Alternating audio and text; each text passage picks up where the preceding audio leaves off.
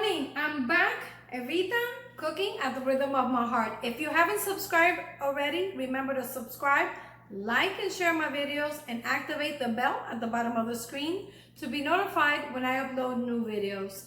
It's the middle of September, and this is the time of year where I like to make homemade soup. So today, I have prepared my version, easy, step-by-step on how to make one of my favorite soups or chowder, Manhattan Clam Chowder. Stay tuned.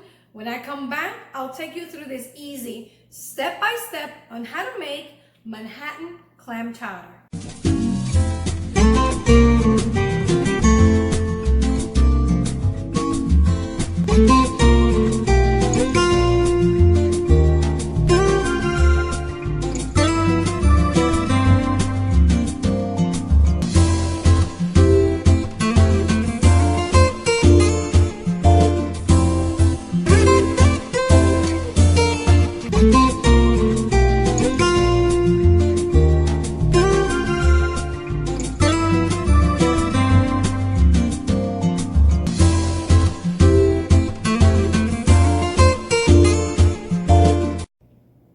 For my version of Manhattan Clam Chowder, I'm going to use some bell peppers, red and green, minced onion, celery and carrots. And since I'm making my version of this recipe, I'm going to use some fresh cilantro and culantro, fresh thyme, bay leaves. We have here some smoked bacon, and I buy my bacon in a slab and then just cut it to size. Some chili flakes. I have some garlic paste, or you can use fresh garlic if you like. I have a recipe and a video on how to make garlic paste, some freshly ground black pepper, some salt. I'm going to be using the purple salt, but you could use any kind of salt you like. We're going to need some diced potatoes. I have some little neck clams, and remember to check to be sure that your clams are fresh and alive.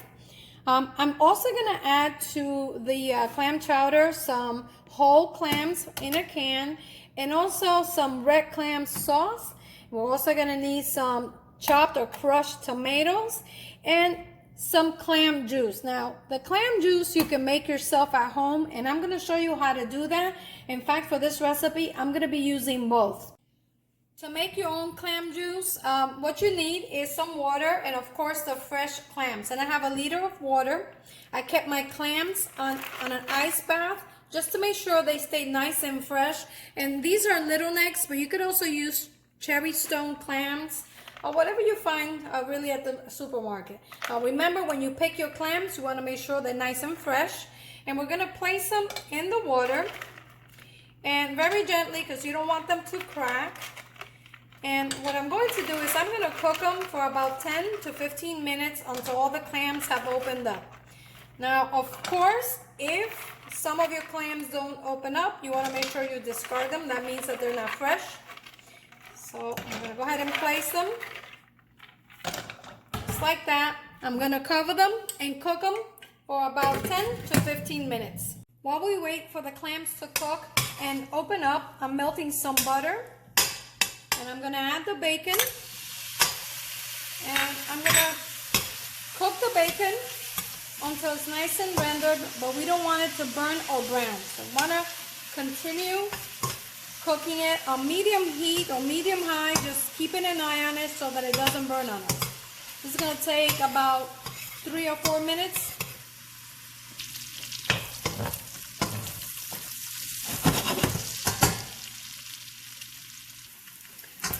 When the bacon is brown, it looks like we're just about there. We want to lower the heat. And we're going to use a slotted spoon, and we're going to remove the bacon from the pot, just like so. And we're going to go ahead and set the bacon aside. Now we're going to need some oil to fry our vegetables, or to cook our vegetables and start layering the base of our soup.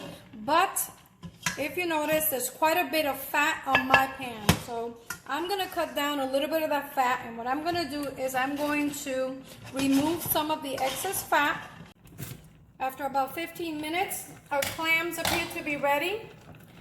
And I'm going to take a slotted spoon and just run it through real quick just to make sure they're all opened up and it looks like they're all nice and fresh and open.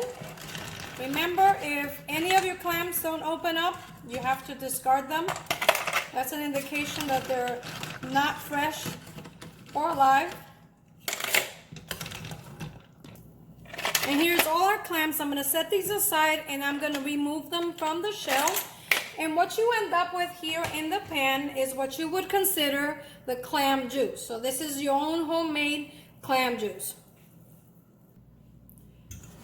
Now I've lined up a colander with some cheesecloth. You could use paper towel. Make sure it's the good kind, the nice thick kind of paper towel. And what you want to do is you want to strain your clam juice just like so.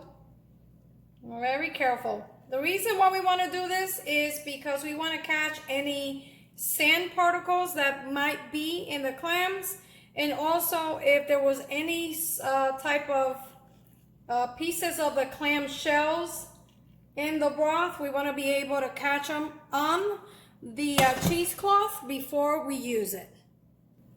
And we want to set that aside, and what you want to end up with is at least 4 cups of the clam juice. I've already removed the clams from the shells, and I'm going to set them aside. I'm going to chop them roughly because I'm going to be adding different layers of clam. We have the clam juice that we prepared, we have the fresh clam, as well as the canned clam. So for these, I'm going to chop them roughly before we add them to the soup. Okay, so we're now ready to begin layering our soup, and I'm using the same pot where I rendered the bacon to do that, and I'm going to go ahead and add all my vegetables. Stir, and I'm keeping my heat on medium-high. You want to cook your vegetables until they become translucent and they begin to cook, and you also want to pick up all those bits and pieces from the bacon from the bottom of the pot.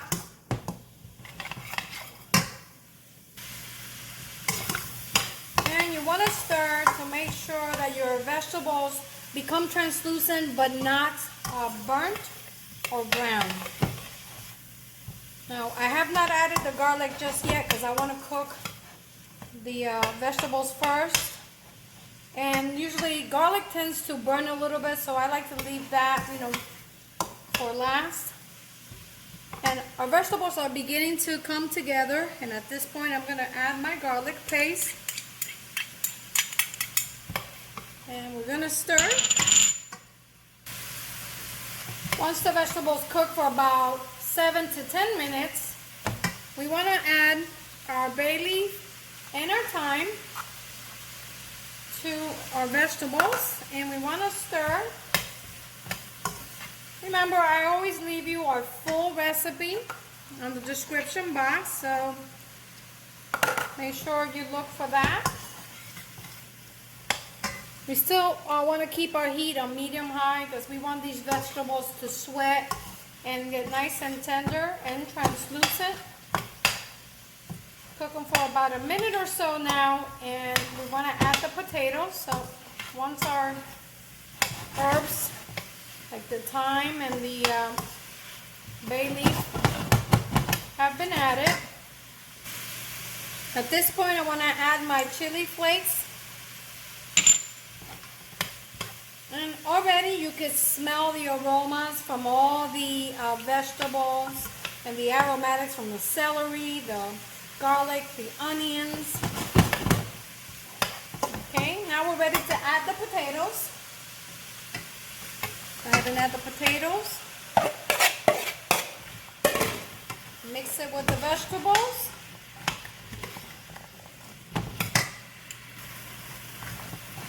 And we want to cook the potatoes for about 7 to 10 minutes or until they begin to start getting a little tender. So we're going to allow this to cook together 7 to 10 minutes. And when the potatoes become a little bit tender, we're going to add the clam juice. Our potatoes are beginning to get nice and tender. They still have a little bit more to go, but not too much. Clam chowder is one of those dishes. I remember making this for the first time when I was a newlywed. Watching Emeril Lagasse for the first time making this soup really caught my attention. Of course, as a born and raised Puerto Rican and Hispanic, this is not something that we typically grew up eating. And of course, my family is very traditional, so this is definitely not a dish that I grew up eating. However, I'm always open to trying different dishes. And this happened to be one of those soups that I've, tried, and once I tried it, I just couldn't have enough of it. At this point, I'm gonna add the clam juice to my potatoes. And we're gonna stir, and we're also gonna raise the heat to high, just so that it can come to a boil. And once it comes to a boil, I'm going to reduce the heat to a simmer. So we're gonna set our stove to about a medium low heat so it can continue simmering for about 10 to 15 minutes or until our potatoes are cooked and tender. When the clam juice and the vegetables comes to a boil, I want to reduce the heat and just put it into a low simmer. So we want to keep our heat on low, or my stove goes from 1 to 10, so I have it in between the 2 and the 1 because I want to just cook it at a low simmer. And I also want to partially cover it and continue cooking it for about 7 to 10 minutes or until our potatoes are nice and tender. Once our soup has been simmering for about 15 minutes, we want to go ahead and stir. And now this part is important because this is what gives the soup a bit of a thick consistency. We want to go ahead and take our spoon, and using the back of the spoon, try to smash or mash some of the potatoes against the pot. And this is going to give our soup a nice little thick consistency. Another thing is that this soup is delicious the day you make it, but one very important step to the soup is you have to allow it to set, or in other words, to cure is actually the proper term. And curing, basically what it means is you have to allow it to sit for a little bit just so that it can settle and all the flavors can combine together. But I'll show you in a little bit what I mean by that. So once you've mashed some of the potatoes against the pot, we want to cook it for another 5 minutes,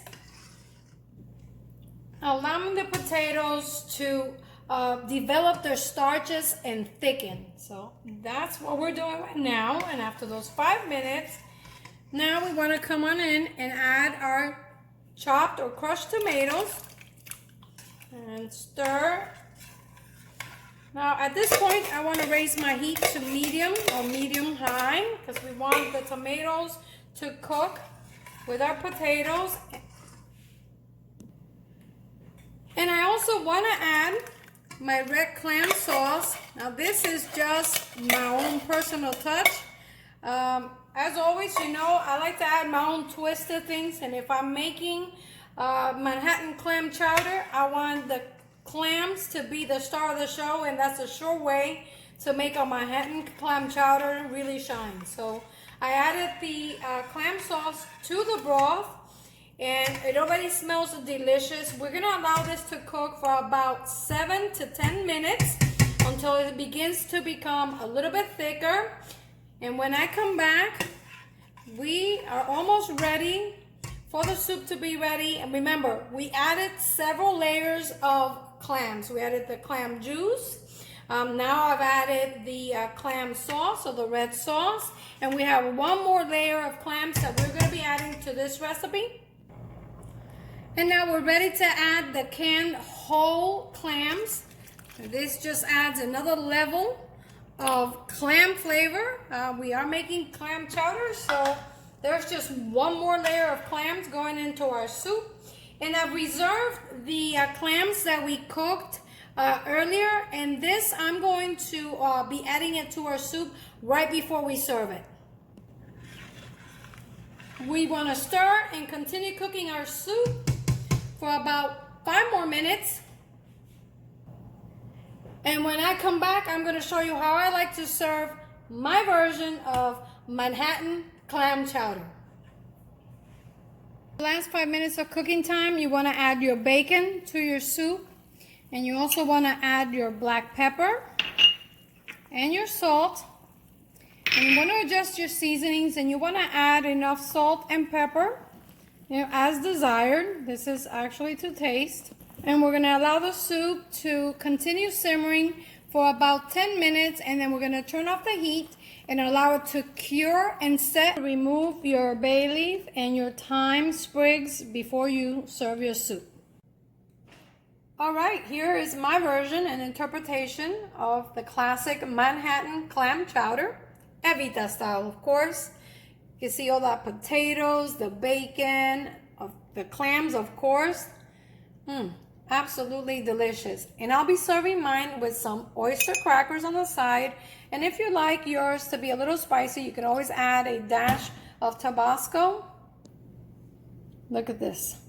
It's nice and thick and hearty. Smells amazing. So friends, now it's time for my favorite part. Let's try it. Manhattan clam chowder is not a dish I grew up eating as a little girl, but it is a personal favorite. As my passion for cooking grew stronger, I taught myself how to take different ingredients, putting them together, and creating my own. On this video, I showed you how to take the classic Manhattan clam chowder, and by using the clam 4 different ways, we elevated the flavor of the clam, making the clam the star of the show. And guys, as always, I'd like to remind you that if you haven't done so already, please remember to subscribe, like, and share my videos. Activate the bell at the bottom of the screen to be notified of upcoming videos. And as always, if you have any suggestions or any videos that you would like me to share with you, feel free to leave the comments in the description box. I'll be more than happy to put something together for you. And now it is time for my favorite part. Let's try it. I'm going to go ahead and just make sure I get a nice little scoop of all the vegetables, and I'm hoping that you can see this, but check it out. You see the tomatoes, the clams, the potatoes. Smells amazing, and I really can't wait to try it. Ay, Dios mío. It is so good. It is tasty. It is hearty, soupy, the perfect balance of the broth and the tomatoes, and you can taste the clam all the way through, which is what I was aiming for. Well, guys, as always, I'm Evita, cooking at the rhythm of my heart. Buen provecho y hasta la próxima.